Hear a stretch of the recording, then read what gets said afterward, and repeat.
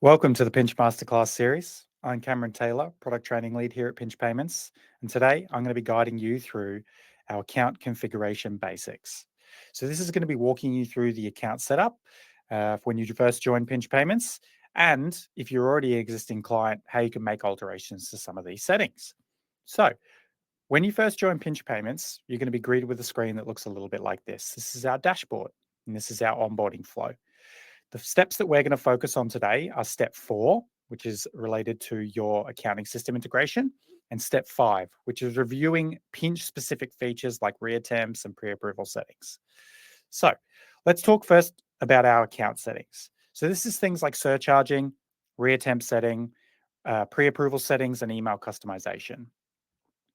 What this looks like is settings related to your account, which you'll be able to see now on the screen. So over here in our account settings feature, we have a few tabs that we're going to quickly go through. Organization details is where you set your organization details and your email address that will receive emails that come from the Pinch system. In our getting paid section, this is where you're going to set what payment sources you collect, so direct debits or cards, and then also your surcharge settings. So let's quickly talk about surcharge settings. So surcharging your clients means that you are going to be charging them an extra fee that covers the fee that Pinch would normally be charging you. If you choose to enable surcharging, you can do so from this setting. Most businesses choose to just pass on the credit card fee, as those fees can be quite expensive, but they'll usually choose to absorb the direct debit fee, as that is a fixed, a maximum threshold fixed fee that's a little bit easier to absorb as a business. Offering at least one free option always helps to improve your acceptance rate, so we highly recommend that. The setting below this is our absorb fees for clients on pre-approvals. This feature works best if you turn all 3 settings on, which basically means that you're normally surcharging your clients if they just make one-off ad hoc payments. But if they choose to enroll into or are already enrolled into a pre-approval, you will pay their fee on their behalf as a way of incentivizing them to set up the automated debit. Really recommend that one. This bottom setting is for batch payments. Batch payments is a feature that allows your customer to see and pay multiple invoices from a payment page, but also allows you to set and process multiple payments in a batch as a merchant. Reattempt settings is the next thing to talk about. So this is where you can define how Pinch behaves when we reattempt failed payments on pre-approvals. So you can see here, it's number of days after the fail happens that you can reattempt, and then the maximum number of reattempts that our system will do. Highly recommend setting this feature up.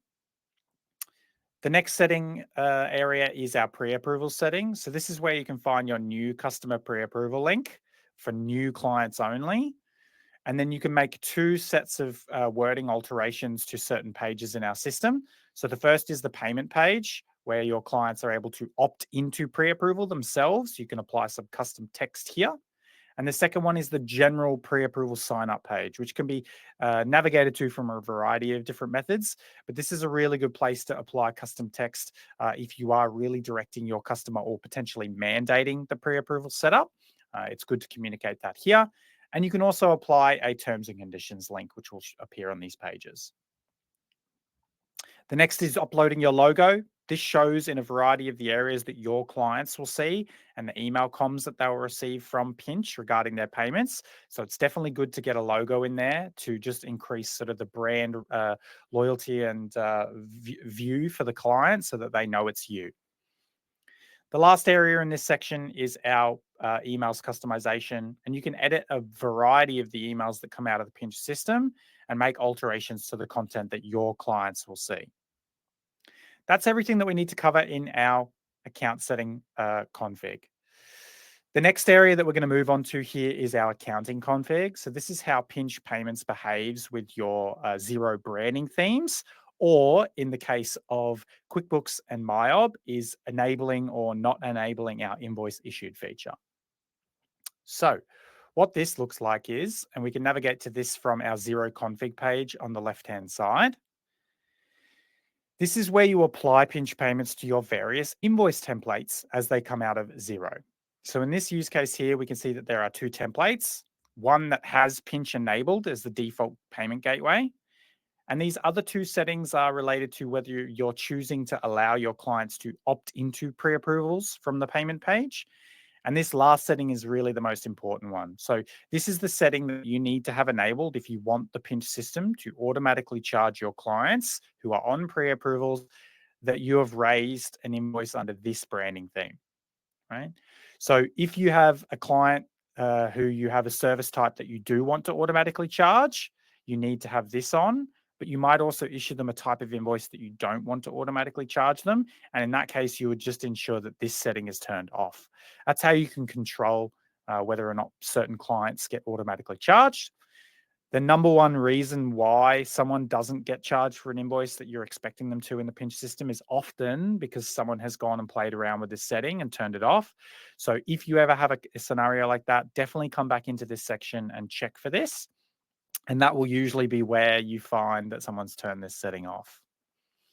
The last setting over here is our send invoice notifications setting. If you're a Xero user, it's usually best to keep this turned off. However, if you're a QuickBooks or a MyHub user, you'll see that this is the only config option that you have in your account settings config.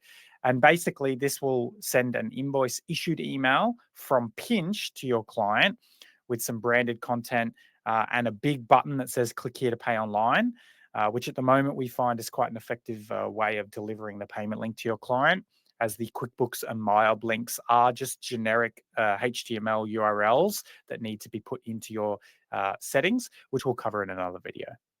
So hopefully you get a little bit of value out of this video, and that explains some of the ways that you can customize and alter the config of the Pinch